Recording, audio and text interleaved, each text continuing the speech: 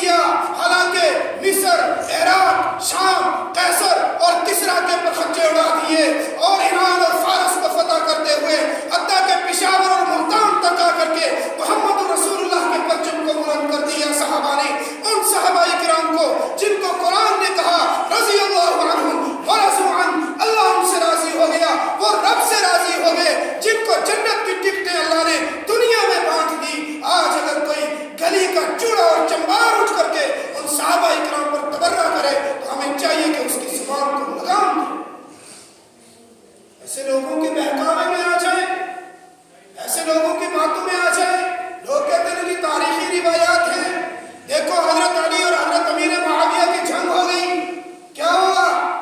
انہی فتین لوگوں نے، انہی قسم کے، اور یہ اسی نسل کی ہے جو آج تک چلے آ رہے ہیں، انہی لوگوں نے حضرت علی اور حضرت امیر معاویہ کے درمیان غلط باتیں پہنچا کر کے ان سے لڑائی کروائی. لیکن بعد میں صلح ہو گئی. حضرت علی اور حضرت امیر معاویہ، حضرت علی فرماتے ہیں ان علی علیہ السلام لم یکن ينسب احد من آل حروبه الى الشرك ولا الى النفاق ولكن كان يقول اخواننا في الاسلام، کہ امیر معاویہ ہمارے اسلامی ایمانی بھائی ہیں. اگر علی کہتے ہیں امیر معاویہ بھائی ہیں، مجھے بتاؤ قرآن کریم بھی ہے جب حضرت موسیٰ علیہ السلام کوہ طور کے اوپر چلے گئے 40 دن کے چلے کے لیے، حضرت ہارون علیہ السلام سے کہہ کر کے اپنی قوم کا خیال رکھنا، یہ قوم کہیں شرک نہ کرنے لگ جائے، یہ قوم کہیں اللہ کی توحید کا انکار نہ کر دے، یہ قوم کہیں رب کی ربوبیت سے ہٹ نہ جائے. تو حضرت ہارون علیہ السلام کو یہ سونپ کر کے تھے اور ان کو یہ کام دے کر کے تھے کہ اس قوم کی حفاظت کرنا، ان کی رہبری کرنا، ان کو حق راستے کے اوپر رکھنا. لیکن حضرت موسیٰ علیہ السلام چلے گئے، پیچھے سے قوم نے سامری نے اٹھا اور اس نے ایک بچڑے کو بنا کر کے پیش کیا، اور سونے اور پتل اور چاندی کا بچڑا، کہا کہ اس کی پوجا شروع کر دو، یہ خدا ہے کیونکہ یہ سونے کا بچہ بولتا ہے. تو انہوں نے اس قوم کو شرک کے اوپر لگا دیا. جب حضرت موسیٰ علیہ السلام واپس آئے تو موسیٰ علیہ السلام نے آ کر کے قرآن کہتا ہے کہ یبن امہ لا تأخذ بلیہتی ولا براسی، حضرت موسیٰ نے حضرت ہارون علیہ السلام کی داڑھی پکڑی، کہا کہ تم نے ان کا خیال کیوں نہیں رکھا؟ مجھے بتاؤ، جو لوگ کہتے ہیں علی اور معاویہ کے درمیان جنگ ہوئی اور یہ ان کو جو ہے برا بھلا کہتے ہیں، مجھے بتاؤ یہ دو رب کے نبی ہیں، ان کے بارے میں کیا فتویٰ جاری ہے؟ اس لیے کہتے ہیں وہاں تو بعد میں حقیقت معلوم ہوئی تو صلح ہو گئی، بات ختم ہو گئی. یہاں بھی حقیقت معلوم ہوئی اور تم جیسے منافق اور غدار جب سامنے سے ہٹے تو حضرت امیر معاویہ اور حضرت علی بھائی بھائی. میرے دوستو، صحابہ کرام کے بارے میں، صحابہ کرام کی ناموس کا تحفظ کرنا، اللہ کے نبی صلی اللہ علیہ وسلم نے فرمایا کہ جب ظلم، جبر اور جو ہے فتنوں کا دور آ جائے، اور ایسا دور جس دور میں میرے صحابہ پر لوگ طنز شروع کر دے، تانا دینا شروع کر دے، میرے صحابہ کی عزت کو اچھالنا شروع کر دے، فرمایا کہ اس ایسے دور کے اندر اگر علماء موجود ہوں اور وہ میرے صحابہ کی عظمت کو بیان نہ کریں تو فرمایا ان علماء کے اوپر بھی رب کی لعنت. صحابہ کرام ایمان کا حصہ ہیں، صحابہ کرام ہماری روح ہیں، صحابہ ہماری جان ہے، صحابہ ہماری پہچان ہے، صحابہ ہماری شان ہے، صحابہ ہماری عزت ہے، صحابہ عظمت، صحابہ تقدس، صحابہ زہد، صحابہ ورع، صحابہ علم، صحابہ حلم، صحابہ تقوی والے، صحابہ طہارت والے، صحابہ عظمتوں والے، صحابہ بلندیوں والے. یہ پہلا لشکر تھا دنیا میں افواج الہی کا، جس نے آ کر اعلان کرنا تھا رب کی بادشاہی کا. وہ لشکر بڑا انوکھا تھا، بڑا نرالا تھا. کیوں؟ اس لشکر کا کمانڈر کملی والا تھا. آج اگر کوئی صحابہ کرام کے اوپر سری اٹھاتا ہے، صحابہ کرام کی غلطیاں نکالتا ہے، صحابہ کرام کی بھول چوک کو بیان کرتا ہے، تو وہ سیدھا نبوت کے اوپر حملہ کرتا ہے. کیوں؟ کسی استاد کے شاگرد کی کمی نکالنا یہ استاد کی کمی ہے. کسی استاد کی برائی، کسی استاد کے شاگرد کی برائی بیان کرنا یہ استاد کی در حقیقت برائی ہے. کسی پیر کے مرید کی تعریف کرنا گویا کہ یہ پیر کی توہین ہے. مجھے بتاؤ، جو صحابہ کرام کے بارے میں غلط بیانی کرے تو وہ سیدھا محمد رسول اللہ کے ساتھ اللہ کے نبی صلی اللہ علیہ وسلم نے فرمایا اہل بیت کشتی ہیں اور صحابہ ستارے ہیں. اہل بیت کی کشتی اگر اس میں نہیں بیٹھو گے، یعنی اہل بیت کو اپنی ایمان کا حصہ نہیں سمجھو گے، اہل بیت کی عزت نہیں کرو گے، اہل بیت کی قدر نہیں کرو گے، اہل بیت سے محبت نہیں کرو گے، اہل بیت کو اپنے ایمان کا لازمی جز نہیں سمجھو گے، اہل بیت کے اوپر تنقید کرو گے تو یہ براہ راست نبوت کے اوپر تنقید ہے. اللہ کے پیغمبر نے فرمایا میرے اہل بیت کے بارے میں رب سے ڈرتے رہنا، ان کے اوپر کسی قسم کی تنقید نہ کرنا. الحمدللہ اہل سنت کا نظریہ، اہل بیت ہمارے سروں کے تاج ہیں، اہل بیت کے پاؤں کے نیچے آنے والی مٹی ہماری آنکھوں کا سرور ہے. ہم نہ اہل بیت کے منکر ہیں نہ صحابہ کے منکر ہیں. فرمایا اہل بیت کشتی ہے، اہل بیت کو سینے سے لگاؤ، اس اہل بیت کی کشتی میں सवार हो जाओ अगर जन्नत में जाना चाहते हो। रब्बा फरमाया कश्ती में तो सवार हो गए, आले बैत को मान लिया, आले बैत को अपने ईमान का हिस्सा माना, आले बैत से मोहब्बत को अपने ईमान का यकीन माना, आले बैत की मोहब्बत अपनी नस्लों के अंदर कर गई। लेकिन फरमाया सहाबा भी तो सितारे हैं, अगर सिर्फ आले बैत को मानोगे कश्ती कहीं किनारे पर नहीं लगेगी, अंधेरे में बढ़ती रह जाएगी। फरमाया सहाबा के सितारे हैं तो सितारों से रोशनी दो और आले बैत की कश्ती में सवार हो जाओ, तुम जन्नत तक पहुंच जाओ।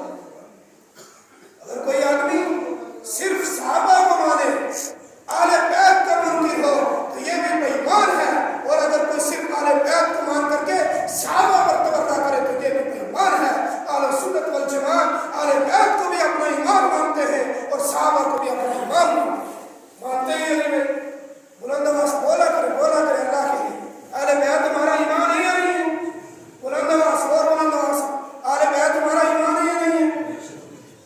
बोलते नहीं जी, जिसका ईमान है, किस का ईमान है? आले बैत हमारा ईमान है, बोला खतीब बोलता, लेकिन आप बिल्कुल सुभान अल्लाह कह के राजी नहीं होते। उलमाए किराम ने लिखा है कि मुस्कुराना भी सवाब है और एक दफा सुभान अल्लाह कहना इसका दोहरा सवाब है। मोमिन की शान ये है कि वो और अल्लाह के रसूल और अल्लाह के रसूल के गुलामों की तारीफ हो तो मोमिन को खुल करके सुभान अल्लाह कहना चाहिए, कंजूसी नहीं करनी चाहिए। मेरे दोस्तों, सहाबाए किराम की अज़मत, उनकी इज्जत, उनकी तौक़ीर, उनकी शान को बयान करना ये हमारा ईमान का हिस्सा है। आज जहाँ दीगर मौज़ूआत पर हम बात करते हैं, दीगर चीज़ों पर बात करते हैं, लेकिन दुश्मन तो तलाश ये कर रहा है कि इस दीवार को गिरा करके हम जो आगे निकल जाए। जब हमारी नस्लों का ईमान सहाबाए किराम के बारे में डर बनाना शुरू हो जाएगा तो बताओ उनके ईमान का क्या हाल। हमें कलमा मिला तो किससे मिला? सहाबा से मिला। इसलिए तो मुर्शिद ने कहा था कि ले शौक से नाम सहाबा का, कर चर्चा आम सहाबा का, कर तलब है तुझको जन्नत की तो पल्ला थाम सहाबा का। इसलिए हम ये कहते हैं और हमारा ईमान ये है कि सहाबा का जो गुलाम है हमारा वो ईमान है। हम सहाबा के गुलाम और सिर्फ गुलाम नहीं बल्कि गुलामों के गुलामों के गुलाम हैं। हम आले बैत के गुलामों के गुलाम हैं। हम ना आले बैत पर तनकीद करते हैं ना सहाबा पर तनकीद करते हैं। आले बैत पर कोई बकवास करे वो भी मुब्तदी और बेईमान है, और अगर कोई सहाबा पर बैठ करके बंद कमरे में सोशल मीडिया पर आकर के तनकीद करे तो वो भी मरदूद और बेईमान है, क्योंकि कुरान का फैसला है कुल्लन वअदल्लाहु हुस्ना रज़ियल्लाहु अन्हुम व रज़ू अन्हु उलाइका हुमुर राशिदून। और कुरान कहता है ये मोहम्मद और रसूलुल्लाह की खेती है। अल्लाह के नबी ने फरमाया अल्लाह अल्लाह फी असहाबी, मेरे सहाबा के बारे में मेरे रब से डरते रहना। और जो सहाबा पर बकवास करते हैं वो अल्लाह के गद्दार हैं, वो अल्लाह से नहीं डरते। इसलिए उनका जी जो है खुल करके सहाबा पर तनकीद करते और भौंकते हैं। एक जगह फरमाया, शायद अरबी का मकौला है कि अगर चमगादड़ जिसको दिन में कुछ नजर नहीं आता वो अगर सूरज पर भौंकता रहे और जितना मर्जी भौंकता रहे उसके भौंकने से सूरज की रोशनाई खत्म नहीं होती। उसके भौंकने से सूरज अपनी पूरी आग और ताप के साथ चढ़ता है। और इसी तरीके से रात को अगर कुत्ते चांद पर भौंकना शुरू हो जाए तो चांद की रोशनी भी उसे डगमगाती नहीं है, चांद को किरण नहीं लगती।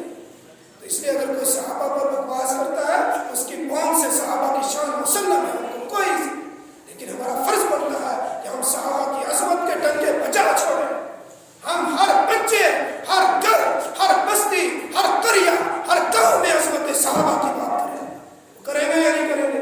अपने बच्चों के नाम सहाबा के नाम पर रखें, सहाबा के नाम पर, सहाबियात के नाम पर, अली के नाम पर, मुआविया के नाम पर, खुसूसन उमर और मुआविया ये दो नाम खसूसियत के साथ अपने बच्चों के नाम रखें, ताकि चूंकि अगर किसी का ईमान चेक करना